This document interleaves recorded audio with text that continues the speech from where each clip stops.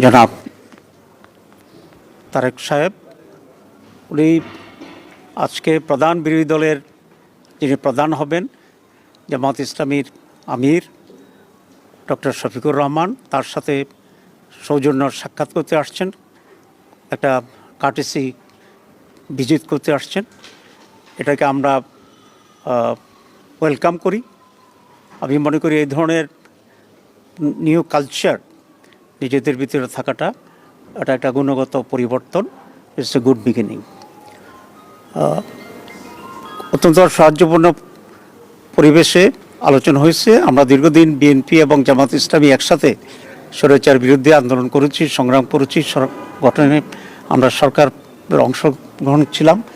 এখন একটা ফ্যাসিবাদের পতনের দুটি দল আলাদাভাবে নির্বাচন করেছি, কিন্তু আমাদের ভিতরে আমরা আশা করি একদমই আগামী সময়গুলোকে আমরা রাষ্ট্র পরিচালনায় সরকার এবং বিরোধী দল সমন্বিতভাবেই আমরা দেশের জন্য কল্যাণমূলক কাজ করতে পারব।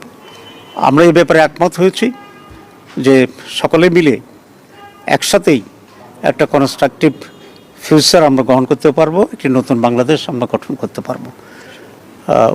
মৌলিকভাবে আমরা এই আলোচনা এবং নিজেদের ভিতরে মৌলিক কোনো ঝামেলা হলে আলোচনা ভিত্তিতে যাতে একটা পজিটিভ একটা সমাধান আসতে পারে সেই সব বিষয়ে আমরা আলোচনা করেছি।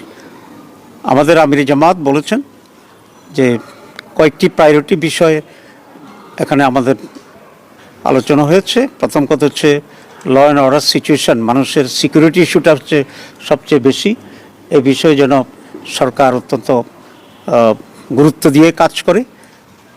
এরপরে ইকোনমির ব্যাপারে আমরা কথা বলেছি এবং বিশেষ করে জনগণের যে মৌলিক যে প্রয়োজনগুলো আছে, খাদ্য, বাসস্থান, এডুকেশন, এসব বিবেকেও অগ্রাধিকার পদ্ধতিতে যেন সরকার কাজে করে সে ব্যাপারে আমরা দৃষ্টি আকর্ষণ করেছি।